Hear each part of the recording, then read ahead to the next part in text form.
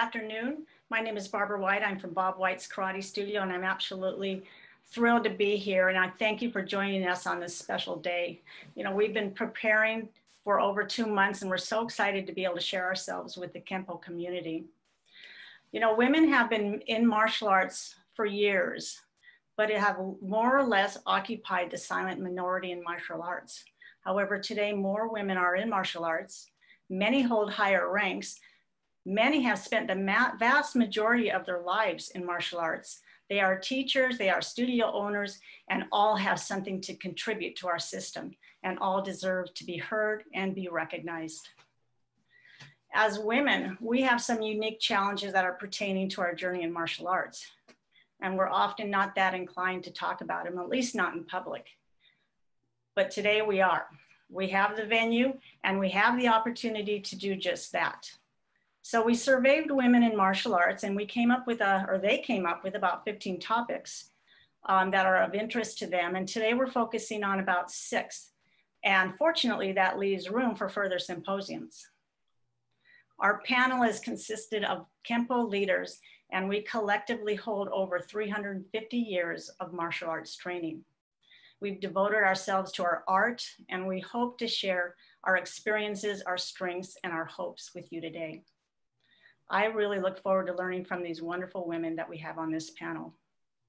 But first, at this point, I want to introduce our moderator. I'm so grateful that she agreed to be the moderator. She's just the best. I've had the pleasure of knowing Heather Flessing and training side by side with her for 10 years. She's an outstanding and versatile martial arts practitioner and a teacher, and best of all, she's a wonderful friend. Heather is a 3rd-degree black belt at Bob White's Karate Studio in Costa Mesa, California. She began her martial arts journey when she attended a women's self-defense seminar at our school over 10 years ago. The following year, she attended another women's self-defense seminar and fell in love with martial arts. In 2010, she joined our school and began training in earnest. She attended karate tournaments in Southern California and Nevada, achieving 1st place in sparring as well as in forms and in many of those tournaments. In addition to being a Kenpoist, she also trains in Brazilian Jiu-Jitsu. She's a blue belt. Heather lives in Orange, California with her husband, Kevin, along with their 3 cats. She's a reading interventions teacher at an elementary school, and she loves teaching. Heather's taught a children's class at our studio for a few years, as well as adult sparring. She has also led women's self-defense classes in an effort to share her knowledge with other women out in the community. And in addition to being a teacher, Heather is an avid learner, and she's received her master's degrees both in education and accountancy. I'm so happy to have Heather on our panel. And at this point, I'm turning the control over to Heather. Thank you very much, Barb. So I wanted to let everyone know what the format is for our panels today, or our symposium today. We have 6 questions, and each question is going to be answered by 2 different women. And as I introduce the women, I'll give you some background on them, and then I will ask the question of them so you can get an idea of who they are before they answer their question. And then at the very end, we're going to have a lightning round where we'll just do a quick 1 to 2 sentence answer to a question. So that is our format for today. So our first panelist is Sandra D. When Sandra was growing up in the Philippines, she wanted to learn martial arts, but it was not something little girls were encouraged to do. In 1987, she was introduced to Kenpo by Fred Aganoy, who studied under Senior Master John Sepulveda. And Sandra embraced how the art taught her that girls can play well in the sandbox too. She was bitten by the Kenpo bug and has been a student of Senior Master Sepulveda ever since. She tested for 1st-degree black belt in 1993 and for 5th degree in 2016. Starting in 1995, she took a 6-year break to raise a son and returned in 2001 with a strong desire to continue her Kenpo journey. Sandra discovered her love of teaching and realized how much Kenpo and her Kenpo family had become an essential part of her life. She has been extremely humbled to take ownership of the Santa Clara Kenpo Academy in 2011 and took the once-in-a-lifetime opportunity to help provide a way for like-minded Kenpo practitioners to learn, teach, and promote what they love to do. Sandra's mission is to continue the high-quality training legacy of Senior Master John Sepulveda, alongside 7th degree black belts Mr. Gary Murray and Mr. Gil Acosta, and other awesome instructors. She is very proud of the Santa Clara Kenpo Academy team, who all have professional careers in the day and still consistently and unselfishly volunteer their evenings to passionately share the gift of Kenpo. So, Ms. D, thank you for joining us today. And my question for you is, how can a woman deal with comparisons by others in regards to the differences in physical strength between males and females? Thanks, Heather.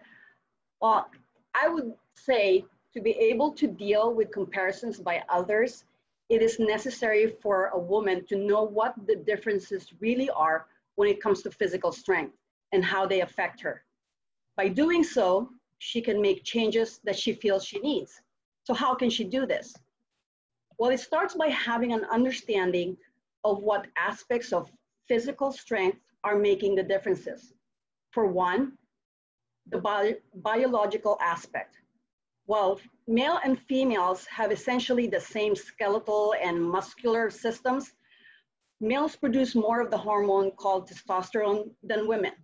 Testosterone plays a key role in promoting bone density and muscle development, which makes males, because they make more of it, innately bigger and stronger than females. Also, males on average are about 60 to 70% stronger in the upper body than women of the same size. So, does this mean that males will always be stronger than females? Not necessarily. Another aspect of physical strength is not based on a person's size, age, or even gender. That aspect is training. Even though females are physically smaller, a good and sustainable resistance training can develop very strong physiques. And who said that strength cannot be derived from developing muscles? Another excellent training is the practice of what we all love to do, and that's Kenpo. Learning skills that can maximize a female's ability, such as using marriage of gravity, torque, backup mass, and even opposing forces, gives the ability to channel that strength. So we don't necessarily always have to have that big physical strength. Look, with the right training and a resolved mindset, females can play up to their strengths and even exceed males when it comes to physical strength. By knowing what the differences are in physical strength between males and females, and what a woman can do despite the differences, I have no doubt that she can be inspired and motivated to elevate her training even more. Thank you. Thank you very much, Ms. D. So our second panelist is Connie Bell. She started her journey in Kenpo in a small town in Central California called Selma. Known as the raisin capital of the world, the city is located in the center of the Golden State. When Connie Bell began her studies in 1973, she was 7 years old and was following in the footsteps of her brother. Selma Self-Defense was her school, and her instructor was Sensei David Jimenez. She was successful in local and state competitions, competing in weapons, empty hand kata, and kumite. She recalls that in those days, gear was optional and the girls always fought the boys. She had the honor of testing for her black belt in 1981 twice, once under the direction of Sensei Jimenez, and again several months later in front of Sigung Stephen Labowny.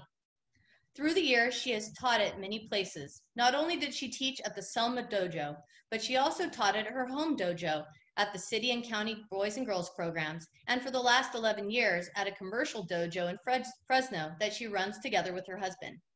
She currently holds the rank of 7th degree black belt senior professor.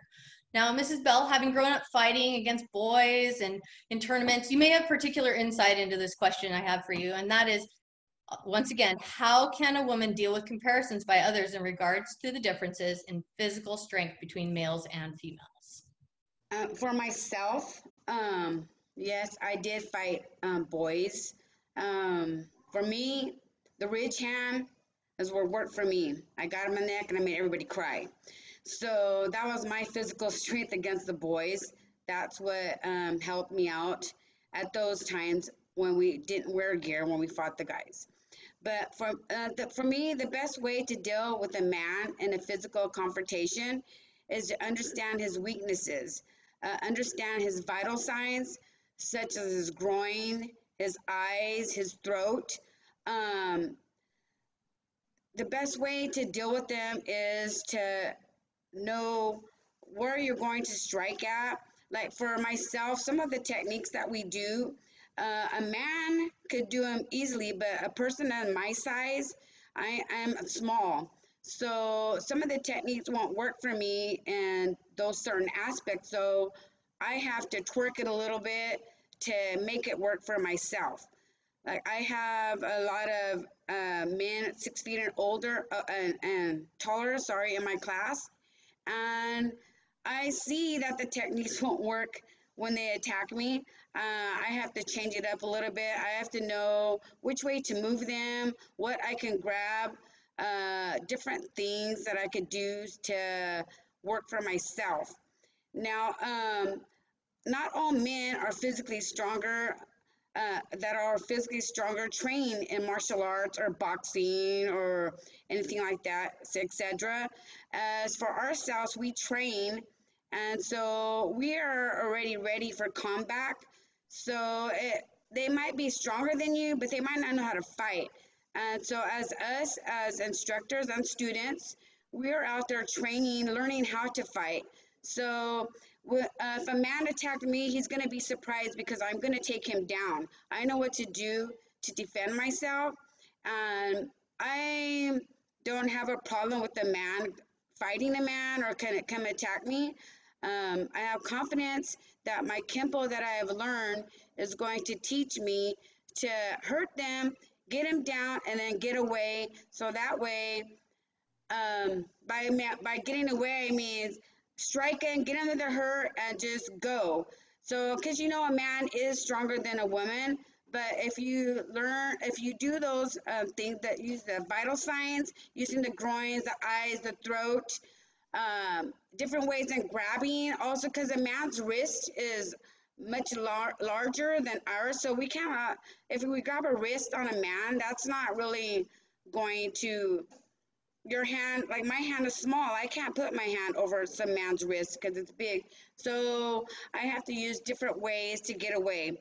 But I was just trying to say that through the outcome, just women need to know the vital signs, have confidence in themselves. And I feel that Kenpo Karate will help you have confidence in yourself and just do it. All right, thank you very much, Mrs. Bell. You're welcome. That was really insightful. I know that I feel the same. If some guy attacks me, it doesn't matter if he's stronger. I'm going to use my Kenpo against him. So our next panelist, Denise Plowman, is a 5th degree black belt under the instruction of Senior Master John Sepulveda in the Advanced Kenpo Training System. Her Kenpo training began in 1994 under the instruction of Mr. Steve Moore at the newly opened Boise Kenpo Karate School. She was promoted to 1st degree black belt under the American Kenpo Karate System at the Jeff Speakman camp in 1998. She was the first woman to be promoted to black belt in a Kenpo organization in the state of Idaho at that time. In 1999, Mr. Stephen Moore decided to pursue his career in law enforcement, and Denise made the decision to take over the Boise Kenpo Karate School. She worked full-time at the Veterans Health Administration during the day and managed the school at night and on the weekends during that time. She partnered with other Kenpo schools in the area to put on several seminars, camps, and the biannual Northwest Karate Tournament for many years. She was also an amateur full-contact kickboxing coach and trainer, and she had a handful of fighters who competed in both Idaho and California. In 2011, due to a promotion in her career, which required a lot more travel, Denise made the decision to close the Boise Kenpo Karate School, as she could not provide a full-time commitment to the school or her students. She continued to teach a handful of students out of her garage for a period of time, but then took a break from teaching for a couple of years. In 2017, Denise retired from the Veterans Health Administration after 37 years and recommitted herself to her Kenpo journey. Once again, she began teaching students out of her garage and continued her training directly under Mr. John Sepulveda. She also continued to train in kickboxing at a local Muay Thai club. To this date, Denise continues to travel around the country to a variety of schools and camps and seminars to train. This has provided her the opportunity to learn with some of the best instructors and their students in a variety of Kenpo organizations. Ms. Plowman, thank you for joining us. And obviously you've had the chance to try many new things with a variety of activities and jobs that you've had. And those might not have all been easy just to jump into at first. So my question for you is, what are some ways to get out of your comfort zone? And how do you challenge yourself to do that? Well, thanks, Heather. For me, staying in my comfort zone often was driven by fear, which I think a lot of time is for most people. And so it's like fear of the unknown, or fear of failure, fear of getting hurt, or even maybe embarrassing yourself. And so once I identified this, I began to challenge myself to overcome some of those fears. So I began with asking myself the question, what's the worst that could happen if I took on this challenge? And using this idea, I identified ways to begin to take first step of getting out of that comfort zone. You know, so oftentimes we become very comfortable working with the same individuals in the same environment, which can be beneficial as that allows us to focus on the specifics of our training. But it can also limit your abilities as you have not diversified your type of training. So for me, to step out of that comfort zone, I began to focus on several things. My number one priority was always to communicate with my training partner on the level of training that we wanted to do. And this is a partnership, and everyone needs to be on that same page, especially when it comes to the contact level. The more you communicate, the more trust is developed, then you can begin to work your way up to the different levels of contact as you progress. Diversify your training partners. Work with both male and female partners. Work with individuals who are smaller or larger than you are. And work with both and less experienced as well as more experienced partners. You can learn a lot from both. This is especially true when working techniques, when you are both the attacker and the defender. You can identify what's the difference in the reactions, how did you modify so your technique was effective, and so on. And as you begin to diversify your training type, identify what makes your techniques or sparring work on those different training partners. Analyze how you had to adjust. What could have been different? What made it uncomfortable in the beginning? And has that changed it? Another is take advantage of the opportunities outside of your normal training routine. Attend as many seminars and camps that are available to you. Everyone attending is there for the same reason. They're there to learn. And it does not matter what your skill level is or your years in the art, go with an open mind to learn and experience. The bonus of this is meeting your extended Kenpo family, and you may find that there are others that feel the same way that you do, which then you can help develop a bond and eventually network so you can keep in contact with those people throughout. And if you have challenges throughout your training, you might be able to connect with them and see what they're doing. Some of the closest people in the world to me are those of my extended Kenpo family. If you haven't, challenge yourself to maybe compete in a tournament. Putting yourself out there to show your ability in front of judges and audience can be extremely nerve-wracking. The more prepared you are, though, the easier it becomes, and oftentimes can be very rewarding. And if you ever have the opportunity to take a lesson with one of the seniors, I highly recommend it. You never know if you will have the opportunity again. Ask them the questions and get to know them. More often than not, I have always found that the seniors are more than willing to share their experiences and their knowledge. And through all of those different challenges you begin to put yourself through, the more experience that you gain. And I've always found that the more I know on any particular subject or an area, the more confident I have become. And the ability to step out of that comfort zone becomes easier and easier as I progressed in my training. So take a chance and ask yourself, what's the worst that can happen? Thanks, Heather. All right, thank you, Denise. So our fourth panelist is Patty Dye. Born in West Covina, California, Patty was raised in a strict household by loving parents. Although her parents were outgoing, Patty was more reserved. Yet as a young child, she felt comfortable helping others and began voluntary homework tutoring sessions on her home patio for fellow classmates and neighbors. It was then, while still in elementary school, that she decided her mission was to become a school teacher. In 1972, her good friend Paul Dye eagerly invited her to watch the Kenpo classes he attended, run by Dave Hubler and Jim Thompson at a nearby college. Patty immediately saw how passionate he was about Ed Parker's art form, and he convinced her to begin training with the same 2 instructors at Mr. Parker's school in Glendora. Patty didn't consider herself an athlete, so she never would have walked into a martial arts studio, let alone train, had it not been for Paul's persuasion. As she began training, she realized she was far out of her comfort zone since she was a hugger, not a hitter. Although her training was intermittent at times in the beginning, Patty attended many classes, workouts, and the International Karate Championships in Long Beach every year.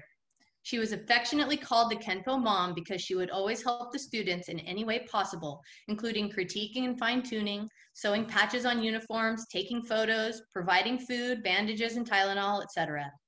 When Patty and Paul had 2 daughters, the girls went with them to all the Kenpo events.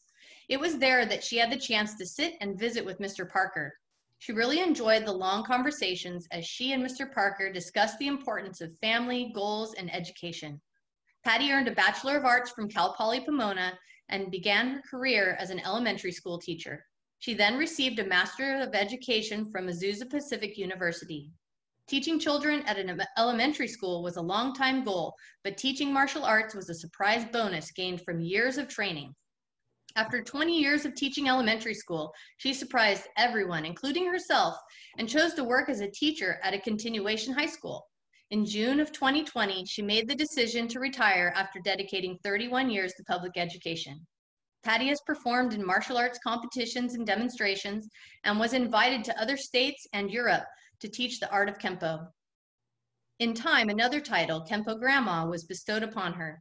Presently, she continues training and teaching with Mr. Paul Dye and has earned the rank of 6th degree black belt. Mrs. Dye, obviously based on what I just told everyone about your background, you had to get out of your comfort zone when you started training in Kenpo. So do you have some insight for us on this topic? What are some ways to get out of your comfort zone, and how do you challenge yourself to do that? Thank you, Heather. One of the things that I like to do, I agree with everything Denise said. She did an amazing job. But I'm going to focus on what I do when I step onto the mat, which was always out of my comfort zone. And as time went by, I became more comfortable. So what I like to do is to raise my mental and physical engagement when I get on the mat. And one of the ways I do that is to focus on my intensity. And I call it focus change. That's what we call it. One of the things I love about self-defense techniques is the fact that I can take each individual move, whether it's a strike or a block, and I can try to make it more explosive. Let's face it, we're not going to go through a whole self-defense technique if we're confronted. But if I can learn that relaxed tense and muscle twitch and that power and torque on every single move, I might be able to be stronger with 1 or 2 moves when push comes to shove. If I'm working with the sparring, one of the things I like to do is to put my non-preferred side to the test and try to strengthen that. And if I'm doing forms, I change up my focus on different aspects of the form. And that just keeps me more mentally and physically engaged. I also like to work on footwork. So if I'm working on the self-defense techniques, I try to safely change my angle so that I can prefix or insert or suffix, and I keep my mind engaged on what might happen next if I do this, or if my opponent throws another weapon. If I'm sparring, it's crucial that I move quickly in a way that will take my vitals and my center line out of the line of attack. But at the same point in time, I need to make sure I can quickly get myself into position to have the best angle of incidence to strike my opponent.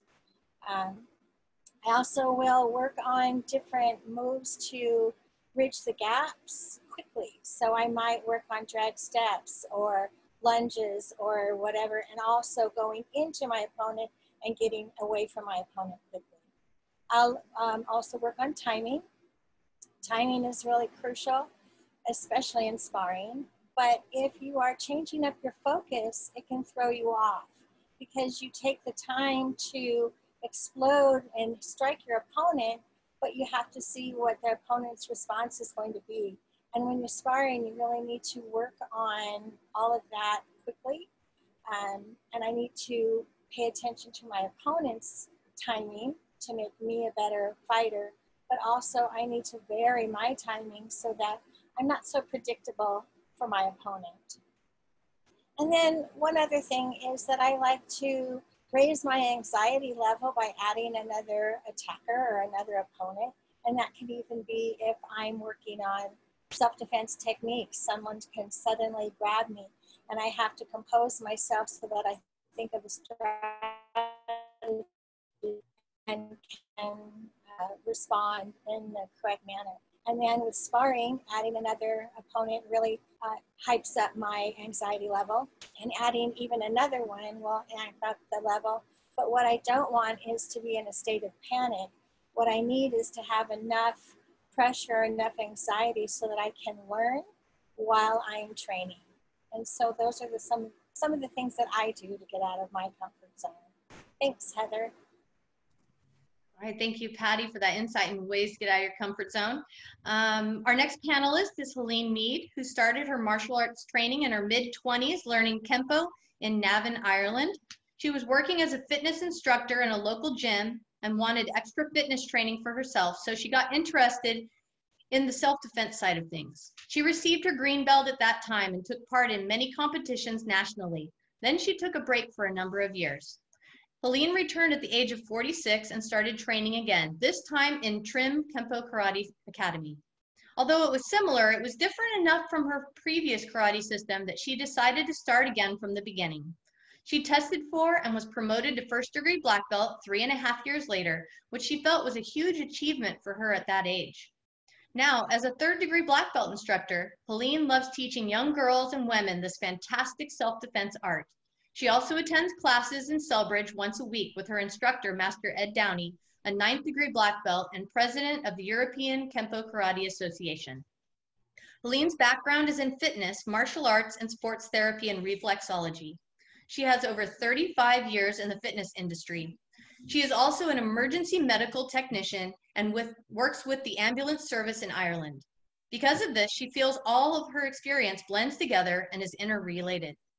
Helene's other interests are in aviation, film production, music, writing, languages, and gardening.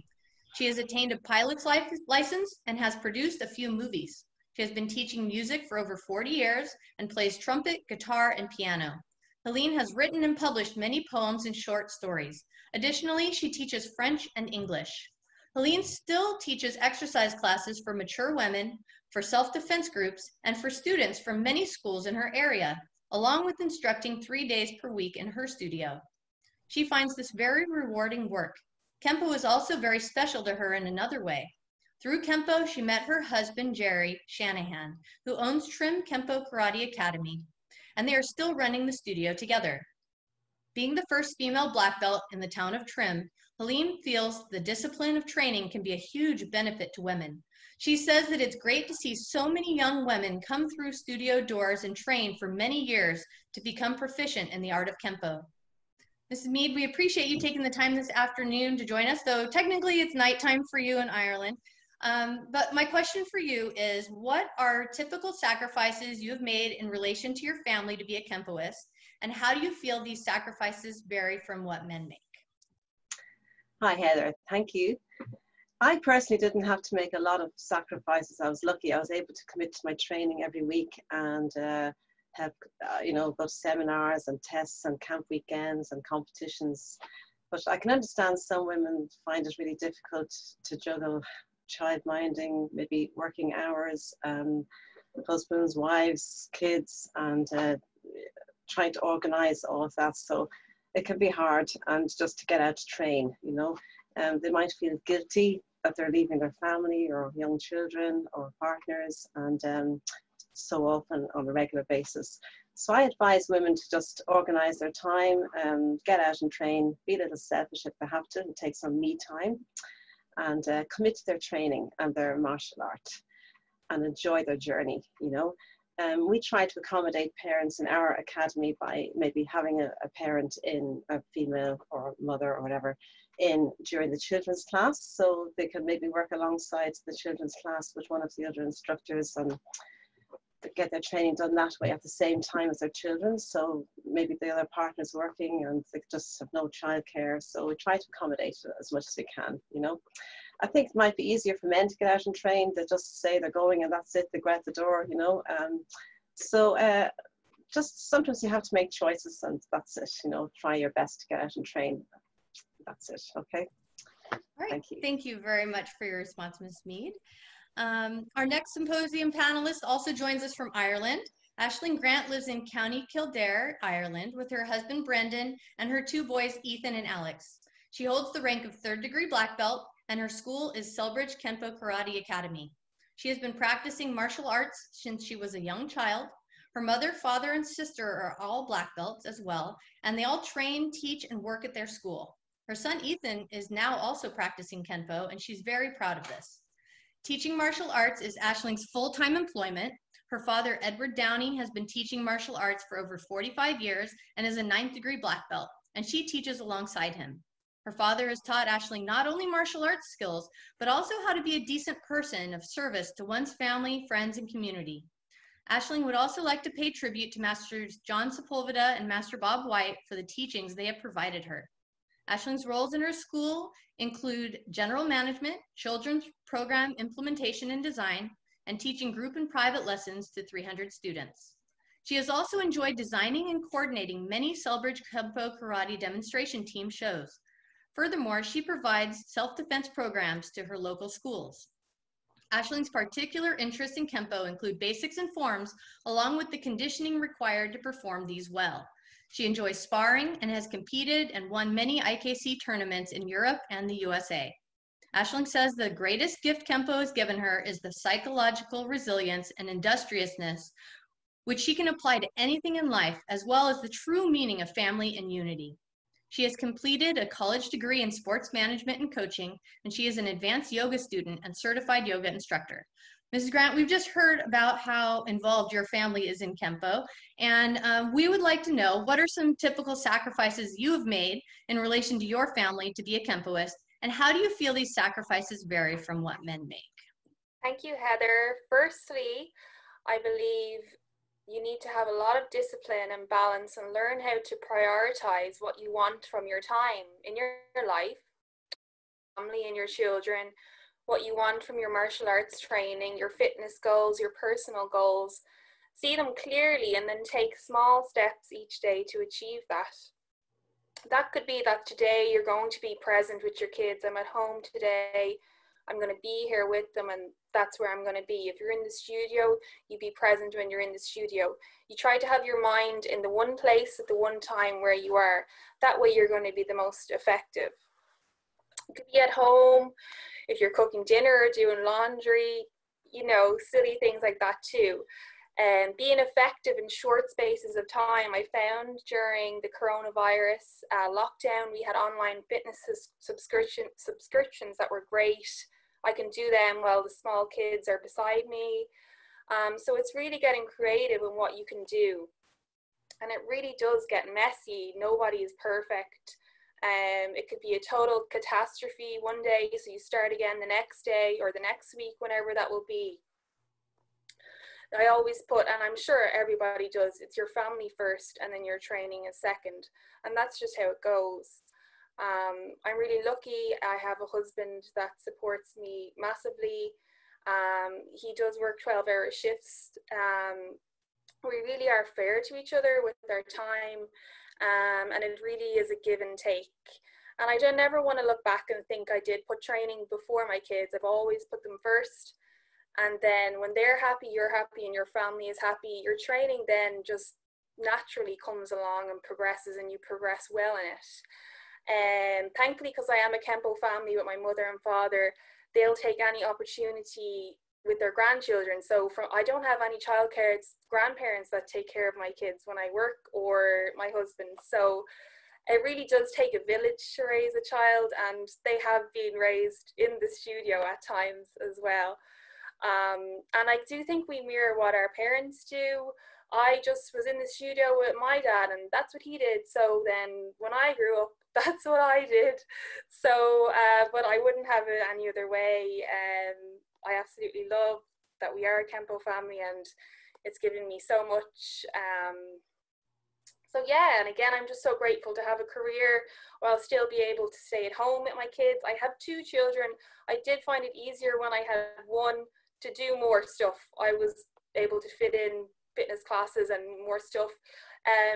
In 1 year in 2016, I completed a yoga cert. I did my 3rd degree black belt, and I planned a wedding, you know, and then I was pregnant later that year. So that was a crazy time.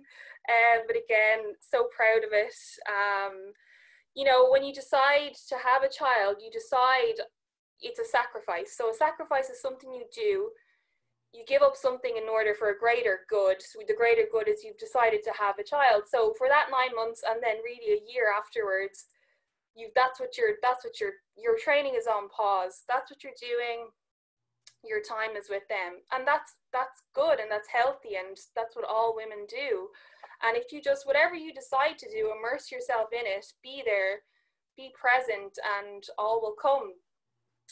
And really, when you pour your love and your time into your kids, you feel so much happier from it and what they give back to you. And I'm sure other moms will then, when they start going to school, like my oldest is 7, their sports comes first then, and their homework and their birthday parties and all the homeschooling we had to do with the coronavirus was just crazy. So I'll finish on saying that no mom is perfect. Nobody is perfect, man or woman.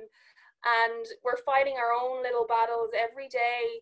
Surround yourself with people that you love, have the same values that you, and success and happiness will come to you. So thank you so much. I loved seeing everyone and hope my connection was okay. All right, Ms. Grant, yes, your connection was just fine. And thank you for those suggestions on allocating your time and making, you know, your family an important part of your Kenpo journey. So thank you for joining us.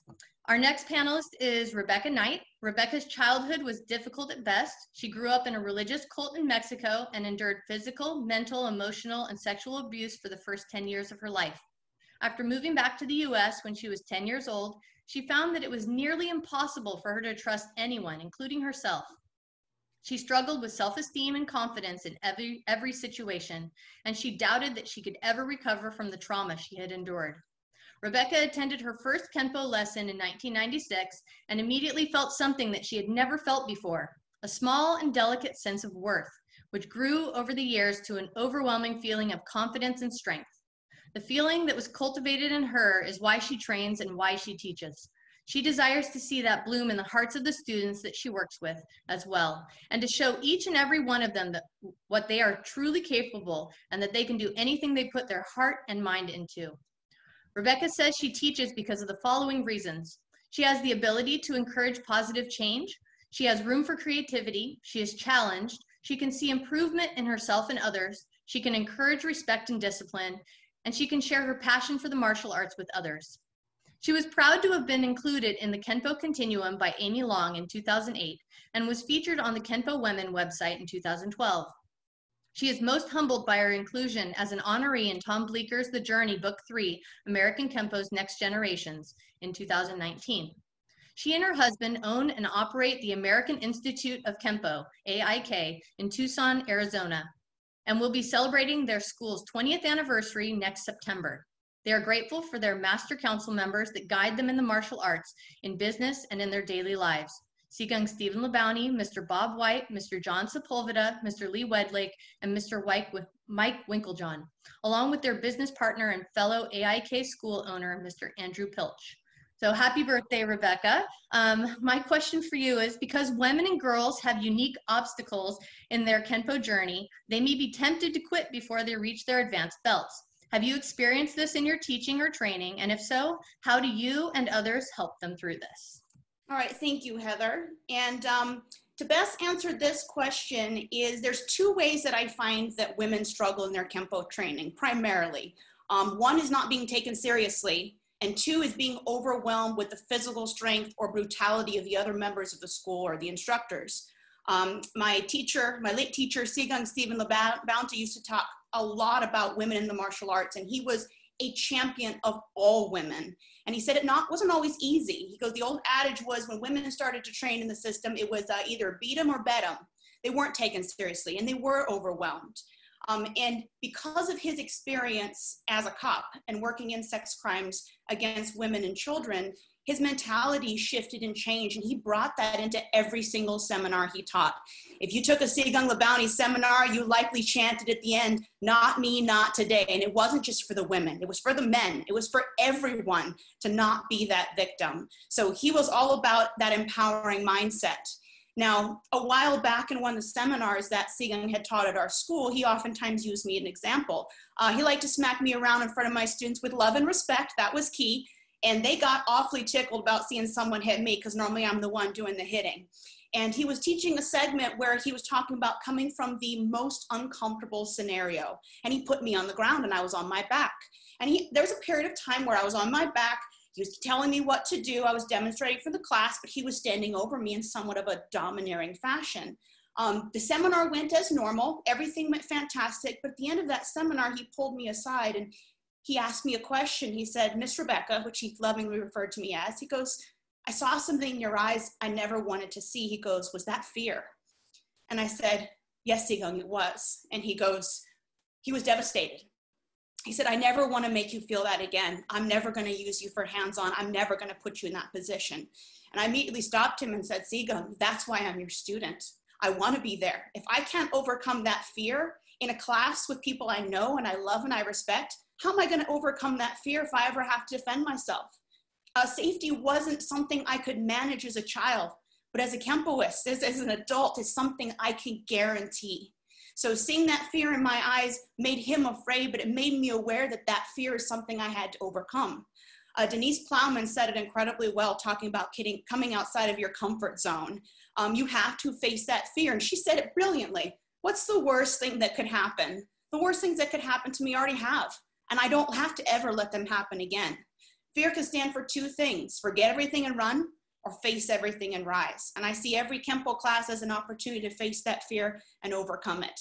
I have an amazing teacher, full-time teacher, my husband, and he has taught me to be the blender, and that's something I use in all of my classes and all of my women's self-defense seminars. It doesn't matter how small those blades are in the blender. You turn that bad boy on and no one wants to put their hand in there. We have to overcome the strength of our opponent, the strength of our training partners, with speed, with accuracy, and with the right weapons. One of the best things to do to be successful as a martial artist is to not only believe in yourself, but find a teacher that challenges you to be your very best in every class. That was Sigang in every private lesson and seminar. That's my husband in every class. And I've had the opportunity to train with some amazing martial artists that do the exact same thing for me. I also have to be aware that I am only here and we are only here because we have bold and courageous women who have blazed this path for us. For the generation that came before us gave us this opportunity. And I've had a chance to meet several of these women. Some of the most notable for me are Lee Wedlake's very first teacher, I believe his judo teacher. Her name is Carol.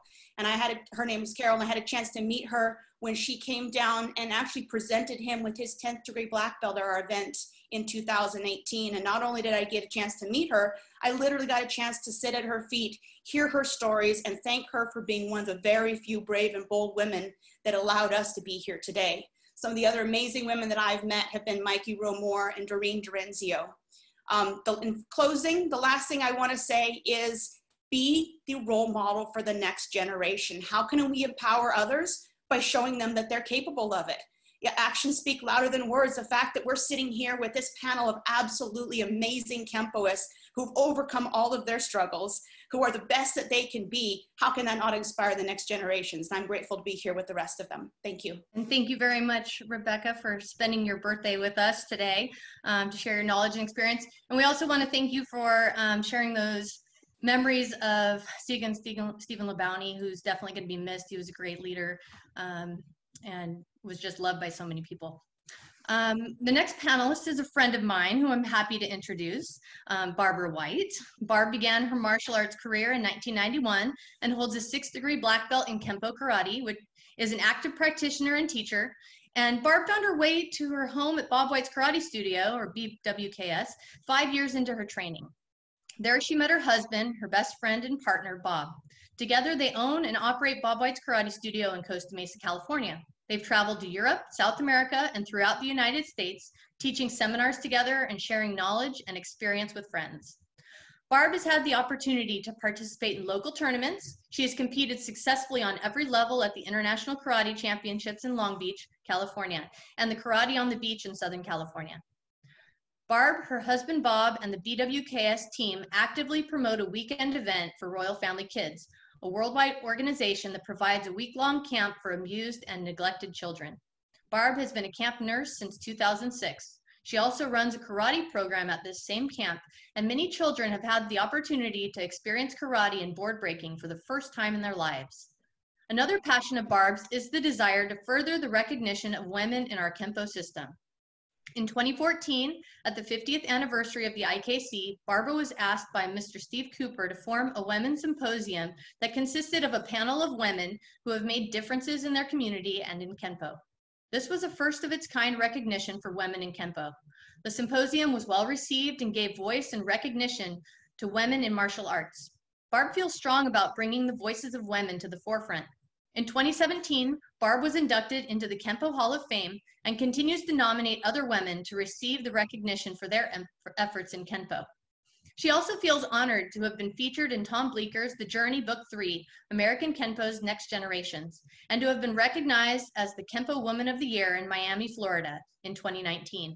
She expresses her gratitude to God for giving her this wonderful life, her husband, her beautiful family and friends, and for having the opportunity to be involved in the martial arts. Now, Mrs. White, having worked with so many women and children throughout your teaching and your training, you've had the chance to see many obstacles that different students have had to work through.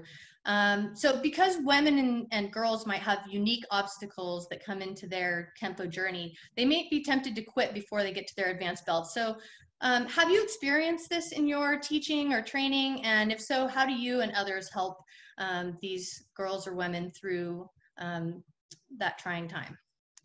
First of all, Heather, thank you. Second, Rebecca, thank you so much for paying tribute to Sieg and Steve LeBounty. It's very special to you've shared yourself and shared so many wonderful things about him. I thank you for that. So I'd like to begin with a story about a woman who walked into a karate studio that had just opened up next to her dry cleaners. On pure impulse, she signed up for classes. This was random and completely out of character for this woman, but she thankfully didn't take the time to second guess her motives. There was something about karate that resonated with her and she became hooked. However, because of circumstances in her life at the time, she was only able to come 1 hour a week and her progress was slow at best. She filled the gap though with reading everything she possibly could get her hands on martial arts, and this kept her fire burning. Less than a year later, her school closed, so she found another one, but that again closed. The process was repeated until 5 years and 4 closed studios. She found one that finally stayed open. Her martial arts training turned into years. Successes came along the way, as did many, many challenges. One thing, however, remained very consistent, and that was how much she enjoyed martial arts and the feeling of achievement that came along with it. You may have guessed by now that woman is me. And you know, we all take our own unique paths in our martial arts journey, but we do have one thing in common, and that we all experience setbacks throughout that journey. So at this portion, I'd like to share why it was so important that I did not quit with the challenges that could have led me to. First of all, I developed coordination, balance, strength, and power that I never knew existed in me. And then I found the confidence that I never knew I even had. I experienced success in sparring and testing, and that is something I never even dreamed of doing. I got a chance to help others, which is always something that I wanted to do. And I've gained so many wonderful, wonderful friends and family. And here's what I wouldn't have had I quit. I wouldn't have met my husband, my best friend, my partner in life. And I would be living with regret today had I quit. There's a quote that I like, it's by Cervantes. It says that the road is greater than the end. And then I believe that if we focus on the journey that we are getting through our Kenpo training, rather than the destination of getting there, we're less likely to get stuck on those speed bumps that happen along the way. So I have 6 quick take-home ideas that I'd like to share with you on forging through setbacks and not quitting.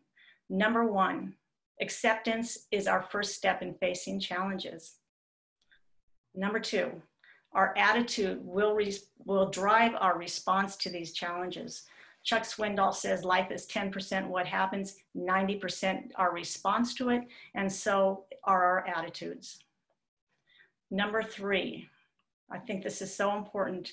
The things that we see as setbacks today can be a source of strength later on in our lives. 4, we must individually make the decision to be a victor and not a victim through these setbacks. Number 5, have fun and make the decision to never quit. Number 6, find a friend and be a friend to go along with your Kenpo journey. And thank you very much, Heather. I really enjoyed talking about something I feel so passionate about. Well, thank you, Mrs. White. And your story made me wonder if Mr. White ever was afraid about you joining his school based on your track record of schools closing after you joined them. But yeah, he called me the Black Widow of Kenpo. All right, well, our next panelist to join us is Dee Swan. Dee is a New Jersey transplant, born-again Texan who is a senior professor, a 7th degree black belt under the National Chinese Kenpo Karate Association, or NCKKA. She is a student of Gary Swan, who is the president of the NCKKA and owner for over 44 years of the Kenpo Karate School in Universal City, Texas. Dee and Gary have been married for 36 years, though Gary occasionally mutters, "Of all the karate joints in the world, you had to walk into mine." They have 1 daughter who is married to an Army police dog handler and 3 grandchildren. Dee has a teaching certificate in history and geography from Texas State University, is prior Air Force, and was a combat arms instructor. She has been training, teaching, and contributing to Kenpo for 38 years, teaching all ages and ranks. She assists Gary on the firing range for the Texas License to Carry certification class and serves along with Gary on their church's security team. She is a student and teacher of the Bible, having participated in several overseas mission trips, sharing the gospel in Argentina, Peru, England, and the island of Malta. Dee and Gary both ride Harley-Davidson motorcycles and have ridden some of our nation's most scenic and challenging roads. Dee holds that what we do physically in the art must make sense in our minds, and that developing respectful, caring relationships is the foundation to effective learning. So, Mrs. Swan, after 38 years of training and contributing in Kenpo, I'm interested in hearing your answer to my question, which is, what has Kenpo given you? Thank you, Heather. Let's address the provision of Kenpo's full armor. Of course, for me, Christ is my shield wall, but he uses Kenpo to both confidently and strategically fit my feet in readiness. The Chinese General Sun Tzu writes, "The losing army fights first, then seeks victory, but the winning army realizes the conditions for victory, then fights." And that's Kenpo's strategy. It sees the conditions for victory first so that we can say, as Sigung would say, "Not me, not today," and develops and measures and even tests them. For example, can the likelihood of freezing instead of fighting be exposed and remedied? Yes. Can we learn to be decisive under pressure? Yes. Can we learn not to be easily offended? Yes. Techniques, as we know, are templates, patterns of movement that build muscle memory. And we learned as kids that an object in motion stays in motion. So as we learn how to stay in overwhelming motion long enough to stop our opponent, we also learn perseverance. We can ask ourselves, when I do my techniques, do I stay in motion? Of course, there's the matter of getting into motion. Partners teach us to respond to a stimulus. Over and over, as we're forced to engage the unavoidable, we're forced to become responsive and decisive. And we can ask during technique lines, do I hesitate or do I engage? Basics, of course, cement our foundation. And as our feet become fitted in readiness, we become solid and self-assured. Bag work forges and sharpens our weapons. And as we keep our edge, we keep our confidence. Conscious promise that when we do our moves one way, the right way, we will rightly perform under pressure. Thus, when we gain that promise, we gain patience, self-control, focus.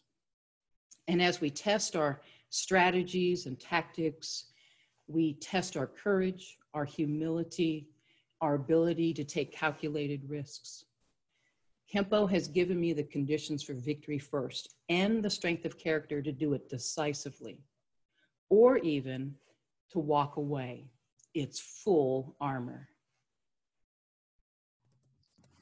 All right, thank you very much for that insightful response, Ms. Swan. So our next panelist, Kelly Foster, is a 6th degree black belt at Paul Dye's Kenpo Karate Studio with 31 years of martial arts experience. She began her martial arts journey at the age of 10 at Jeff Speakman's Kenpo Karate Studio in Lake Arrowhead, California. In 1997, she was promoted to 1st degree black belt and was Mr. Speakman's first female black belt at the studio. In 1998, she moved to a small town near Covina, California, where she continued her Kenpo training under the direction of her instructor, Senior Master Paul Dye. Kelly has competed in a wide range of tournaments throughout the years and won numerous titles, including 28 Long Beach International trophies and 3 World Championship titles. In 2019, she was inducted into the Kenpo Hall of Fame and was also featured in Tom Bleeker's The Journey, Book 3, American Kenpo's Next Generations. Kelly lives in Meridian, Idaho, with her husband, Jamie, and all of their animals. She loves hiking in her spare time and looking for gems with her stepdaughter, Isla. Kelly adores teaching children and loves seeing them achieve their goals in Kenpo. She also contributes her time and formulates women's self-defense groups. She currently teaches a few students from her home. Kelly has participated in several Kenpo camps and has been involved in an abundance of karate demonstrations with Mr. Dye's demo team. She always strives to train, teach, and learn something new each day. So thank you for joining us, Mrs. Foster. You've had many years of experience in Kenpo as well. So my question also for you is, what has Kenpo given you?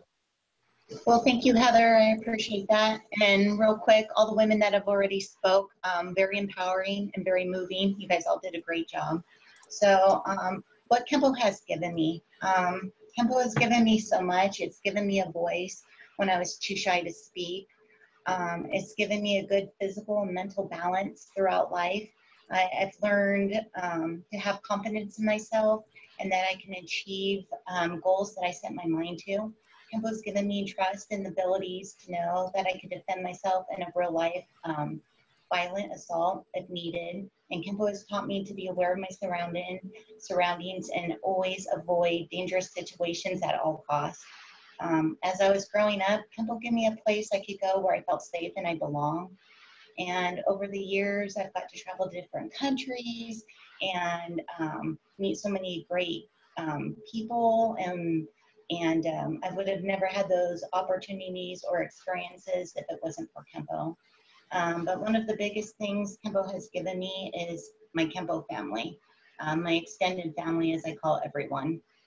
And unfortunately, in 2010, my husband and I lost a child, and it was such a blessing to have a great support system from the Kenpo community. And just knowing people were there in such a difficult time made a world of difference to us. So, I mean, I can go on and on about what Kenpo has done for me and how it's molded my life.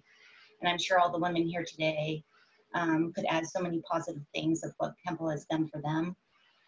But right now I feel in life like it's my time to give back, to put into Kenpo what I've learned, and hopefully be able to install like positive values in others as Kenpo has done for me. So thank you, Heather. All right, thank you very much for your response. I found the same thing. I've got that extended family because of Kenpo. It's been great.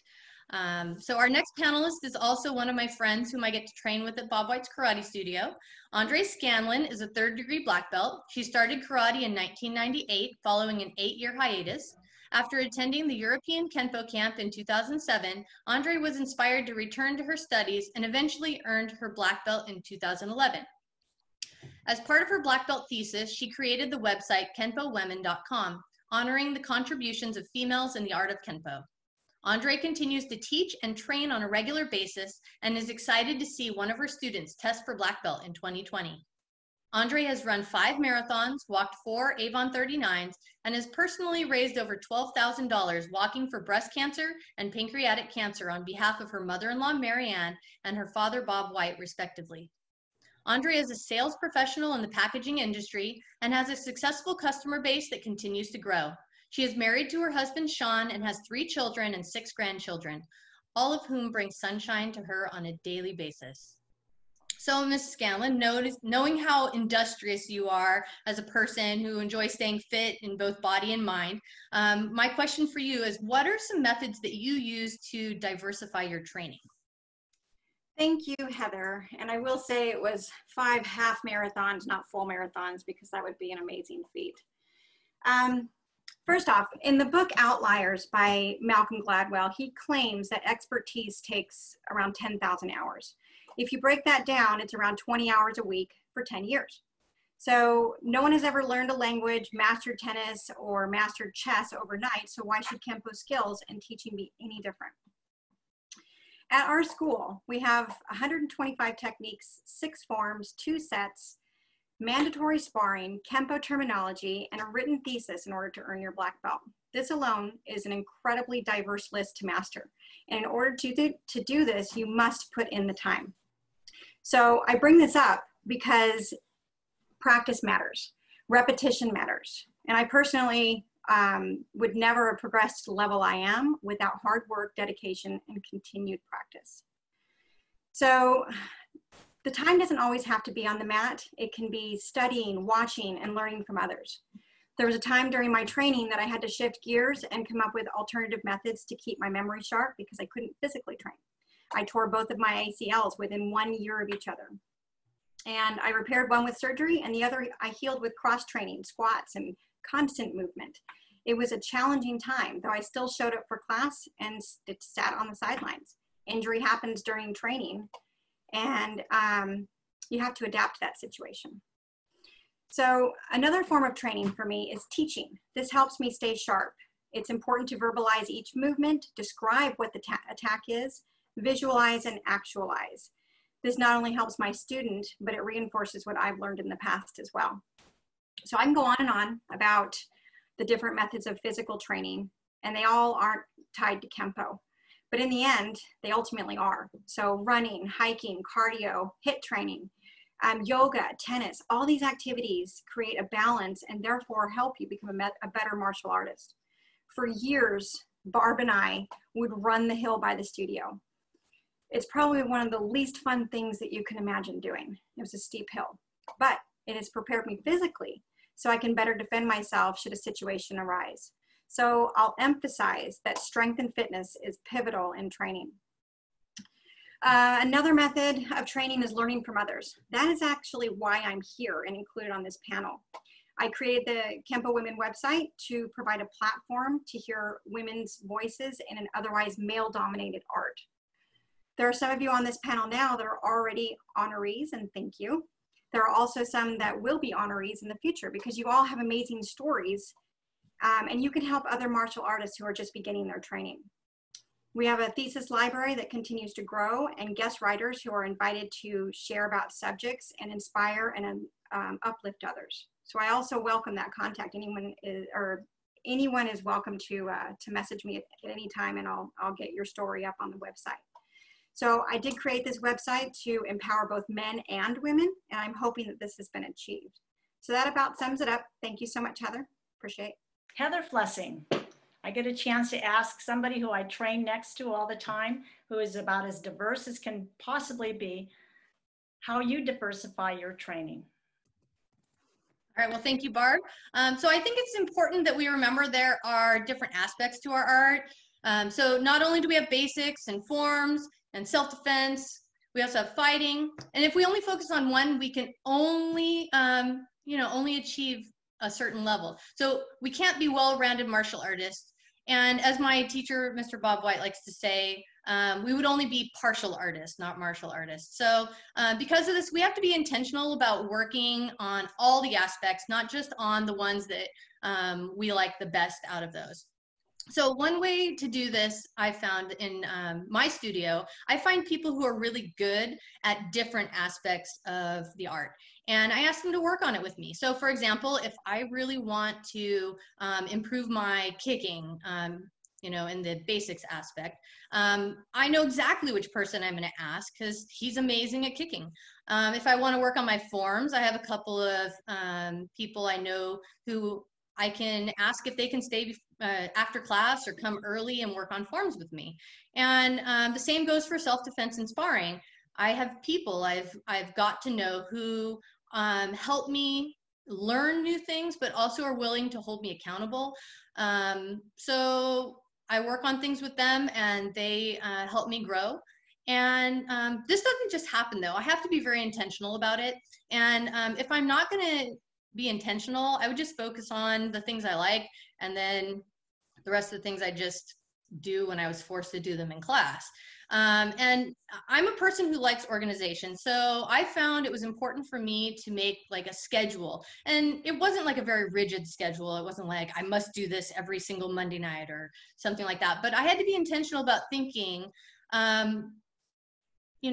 what do I need to work on? And maybe these things change as things in my life come up, or maybe I get injured and I can't do something because I've hurt my shoulder and I can only do things with my feet. I can still train. I just need to be aware of what I can and can't do.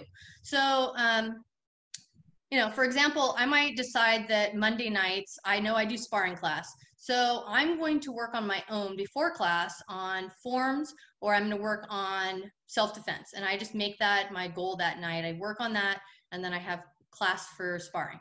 Maybe Tuesday night, I know the person who can help me is going to be there early and they can help me before class. So, I intentionally make that schedule so that I don't find myself, lacking in a certain area.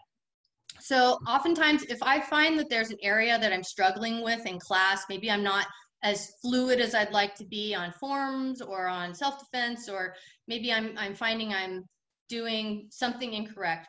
That's usually the aspect I realize that I haven't been focusing on, and I bring it back into my schedule. Like I need to make sure I am very intentional focusing on things. So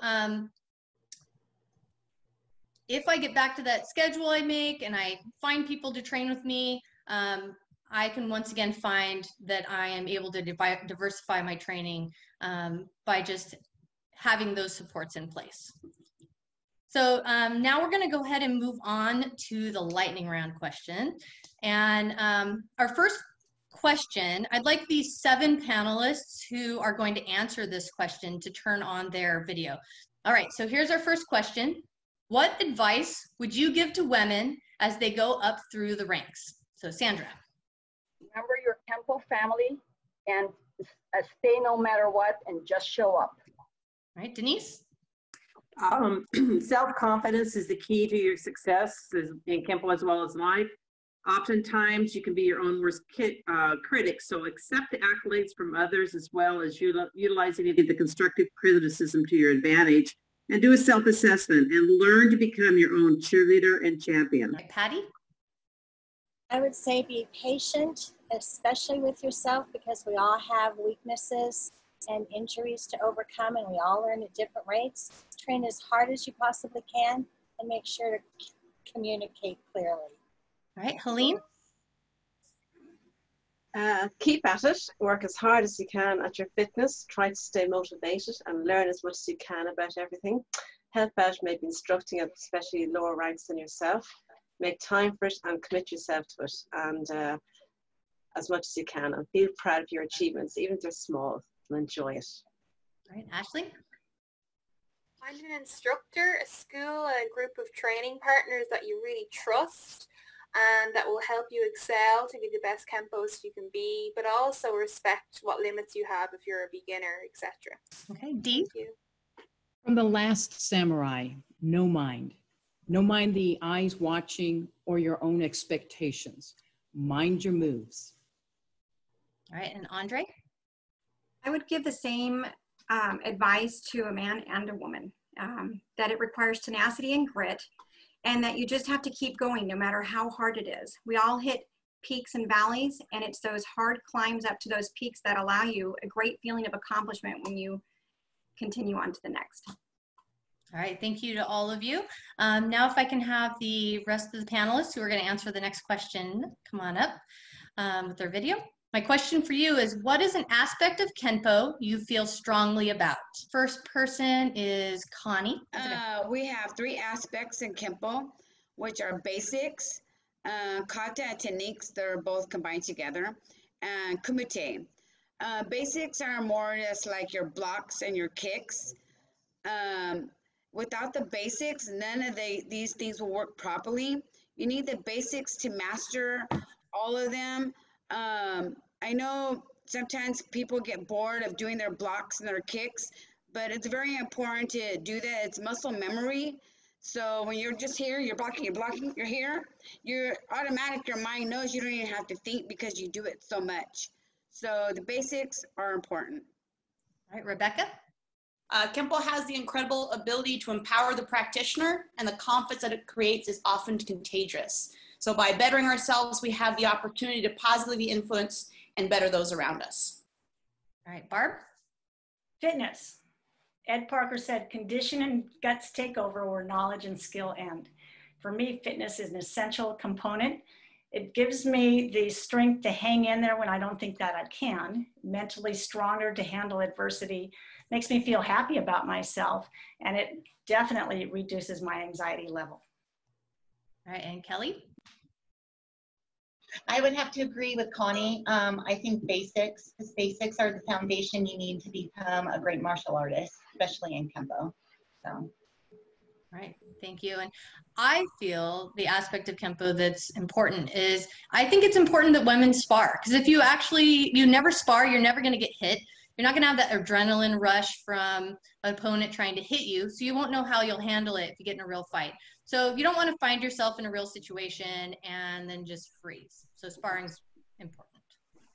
All right, thank you all for joining us. I'm going to go ahead and hand this back off to Mrs. White so she can give some closing remarks. First, I'd like to just thank everybody for joining us. This was something that I expected would be great, and it far exceeds whatever my expectations were. Just so wonderful, thought-provoking, and I'm so happy that we had the chance to do this. I think that all martial artists would benefit from listening to the insight of all these seasoned professional women that we have out there in the Kenpo field. I'd like to thank each member of our panel. You guys have truly provided a service to our art. I feel honored and blessed to have been able to get to know you. And I hope that this is the first of many symposiums to come. Now that we have Zoom, we have a format, and there's some mixed blessings with the COVID. Now we have a venue that we can participate in. I'd like to welcome everybody to email your input, your questions, your thoughts. After this is edited, we're going to have our emails up on the site. And once again, thank you so much to you wonderful women who have contributed and shared your time with us. And thank you so much to the Kenpo community who have watched and viewed us and your support. I feel a strong sense of gratitude for you. Have a wonderful rest of your afternoon, and we'll see you next time. And I'd like to ask all the women on the panel to go ahead and turn on their videos so we can get a shot with all 12 of us together.